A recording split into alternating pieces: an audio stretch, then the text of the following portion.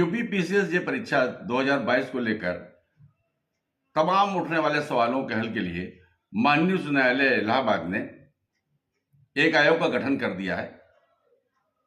वह आयोग इस बात की जांच करेगा कि यूपी पीसीएस जे परीक्षा 2022 में परीक्षार्थियों की उत्तर पुस्तिका की जांच में किसी प्रकार की कोई अनियमितता की गई अथवा नहीं। इस आयोग की अध्यक्षता श्री गोय माथुर जी करेंगे, जो कि इलाहाबाद उच्च न्यायालय के पूर्व मुख्य न्यायाधीश रह चुके हैं।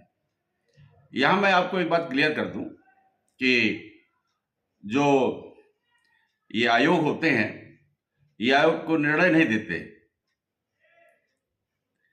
ये अपनी रिपोर्ट देते हैं, अपना प्रतिवेदन देंगे माननीय उच्च न्यायालय को, और उसके अनुसार माननीय उच्च न्यायालय जो उचित होगा वो कार्रवाई करेगा।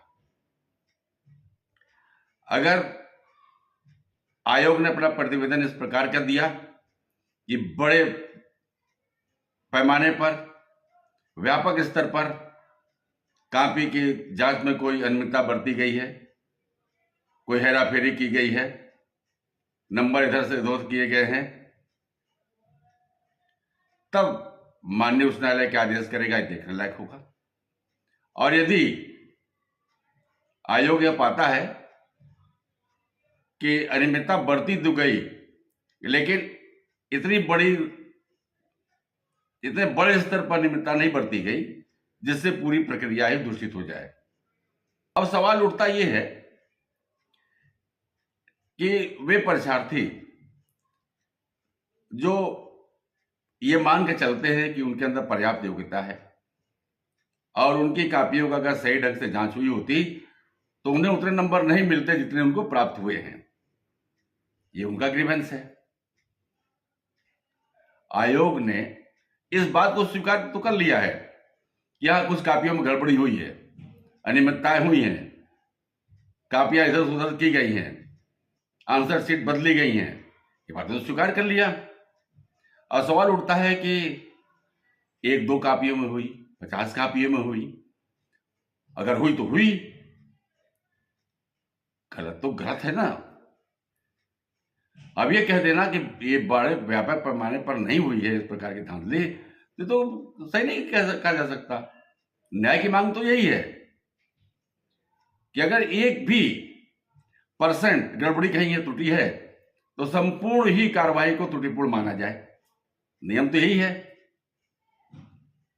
यदि परीक्षार्थियों की कॉपियों को जांचने में इस प्रकार की गड़बड़ियां की गई है तो दोषारोप ऐसा कैसे हो सकता है? फिर अगर आप 1 कॉपी तक पहुंच सकते हैं तो आप सभी कॉपियों तक पहुंच सकते हैं, सभी उत्तर पुस्तिकाओं को आप देख सकते हैं। तो दूध का दूध और पानी का पानी कैसे होगा? अब ये तो माननीय उच्च न्यायालय जब निर्णय करेगा तब बात क्लियर होगी कि क्या कॉपियों की जांच फिर से होगी। उन सारे परीक्षार्थियों की कॉपी फिर से जांची जाएगी जिन्होंने प्रीलिम्स पास करने के बाद लिखित परीक्षा दी, या उन परीक्षार्थियों की कॉपियां जांची जाएंगी जो साक्षात्कार में शामिल हुए। सवाल तो कई तरह के हैं। मेरा तो माननीय उच्च न्यायालय से इतना ही अनुरोध है कि कोई भी ऐसा व्यक्ति जो न्यायिक सेवा का पद धारण करने के योग्य नहीं है, उसको जज की कुर्सी पर बैठने का कोई हक नहीं है। यदि ऐसा कोई व्यक्ति जो जुगाड़ से, सीढ़ी के सहारे, पहुंच लगा के, अनियमितता के सहारे यदि उसने जज की कुर्सी हासिल की है तो उस कुर्सी पर बैठने लायक नहीं है। ऐसे लोग न्याय की कुर्सी को कलंकित करते हैं। और एक व्यक्ति जो न्यायिक सेवा में आने के लिए योग्यता रखता है, उसमें क्षमता है, उसे अवश्य ही जज की कुर्सी पर बैठना चाहिए, न्याय की कुर्सी पर बैठना चाहिए। ये समय की मांग है और ये न्याय समग्र रूप से होना चाहिए। ये कुछ बच्चे हो सकता है माननीय उच्च न्यायालय के समक्ष अपनी शिकायत नहीं पहुंचा सके हों।